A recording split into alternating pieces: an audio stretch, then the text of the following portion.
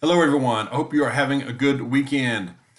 Does it feel like you're being ripped off? Does it feel like you're just being punked about a lot of stuff? Does it feel like you're being bamboozled, swindled? Well, you are in many ways, really, but especially with gasoline, especially with food, and probably with a lot of other things as well. But, vital provisions are running low, running very thin. And, you know, I want to talk about what things that we can do during this time, uh, things we can do, things we can get, not just stuff you can buy, but actions you can take. And then, of course, I may leave some things out, so definitely share your thoughts, please. But I believe that the four-letter word storm is coming already on us. And I've been reading through some things, wanted to share just a little bit from each one. And what I'm really confounded by, help me out, but the oil supply, it sounds like, from everything that I can gather, I mean, there's been videos done on it as well, some from some other folks, but things I'm reading, but our oil supply is running low. And it says, especially in this has been in the media, but online, but Cushing, Oklahoma, U.S. crude oil at the largest U.S. Commercial storage hub in Oklahoma dropped to a 3-year low the week ending October 15th. Also, so I don't understand that. I mean, like a year and a half or so ago, weren't we? We had a lot of oil. Seemed like we did. I mean, unless we're just exporting a lot more of it.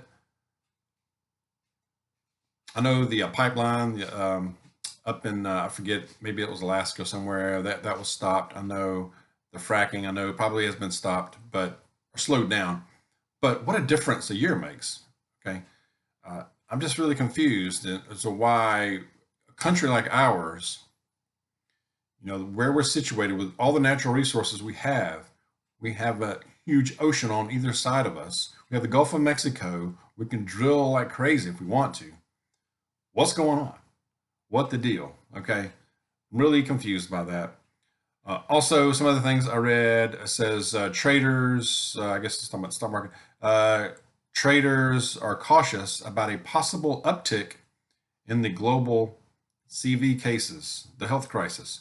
Ahead of the weekend, there were renewed concerns over another possible wave of the health crisis, cases in China, Russia, Germany, and the UK. It's just this past weekend.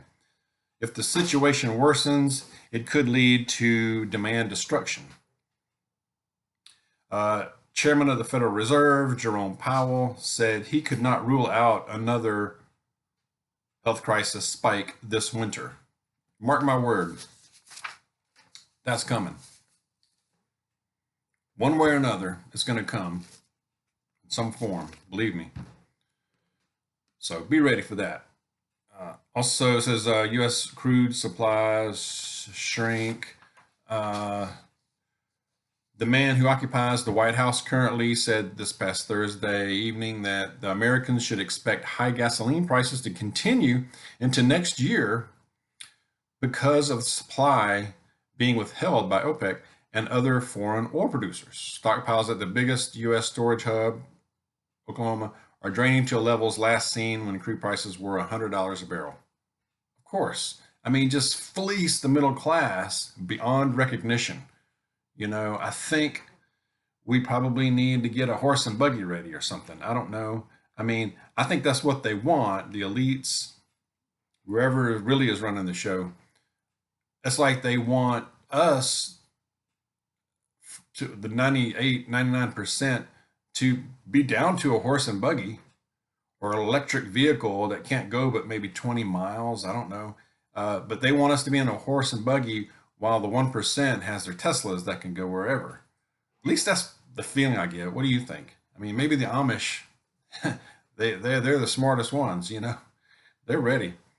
But also, shortage of natural gas and coal is triggering extra demand for oil products. Yes. This was interesting. Twitter founder, y'all might have seen this. Twitter founder Jack Dorsey has issued a cryptic warning that hyperinflation will change, quote unquote, change everything. Social media CEO tweeted out his comments saying that, quote, it will happen in the US soon, and so the world. I guess he's an economic expert now. I don't know. Strange looking dude, anyway, by the way. I don't know. Just my thoughts. But it feels like hyperinflation is already here to me. Probably to you too. We're just the folks. Update on the quick update. All those ships stranded out, or stranded, but anchored off California, Southern California. It's estimated that 26 billion, with a B, 26 billion worth of cargo is now stuck on container ships out there. That's what the estimated cost is. It's just sitting out there for weeks on end. And also the number got bigger, up to 79. I think it was just late last week.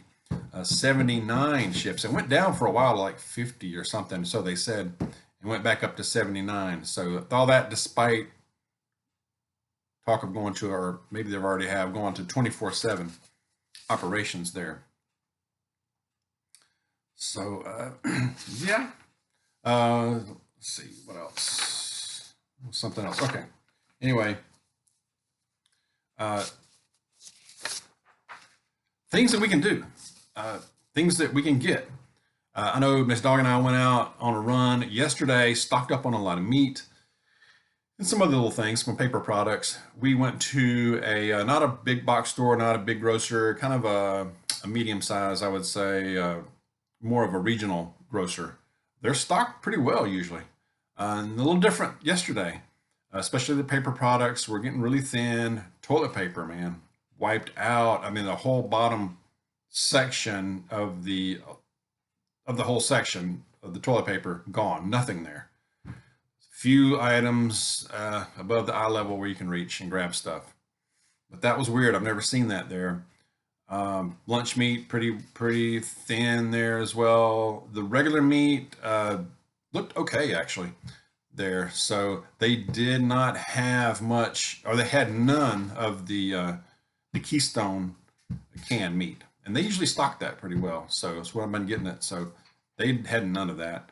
But other things to get, if you can get Keystone, it'd be great. They have a good shelf life for meat, for canned meat. Stock up on meat, other stuff as well. Of course, food and water goes without saying. Paper products, pet food. Don't forget about pet food. There's been a lot of talk about oil and oil filters, and it does look like that's an issue, or already has been. So oil filters, air filters, auto for your automobile, all your lawn equipment, oil for like belts, parts, things like that.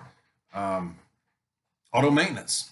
If you do for an oil change, filter change, go ahead and get it done. I had one done on one of our vehicles last week, and they had the filter, thankfully, so not a problem there. But extra oil, definitely. So what else? Horse and buggy. Go ahead and get your horse and buggy right now. Kind of just kidding there, but you might ought to think about it. Supplies that you may need for if you're doing a fall garden, but even if you're not doing a fall garden, and you're looking forward to the next spring garden, if you're planning on doing one, haven't done it already, get your seeds, get your stuff, get the raised bed material, supplies, whatever. Get that stuff going, get going, get your soil ready. That's what we're trying to do here as well. I think we're in pretty good shape on it. So share what is on your list as well. Also, one thing, if you can, depending on where you live, of course, if you can talk to neighbors, try to see who you could maybe barter with or partner with as these things get worse, or if things really turn fast. What can you trade? What can you barter? What skill can you work with and barter that as well?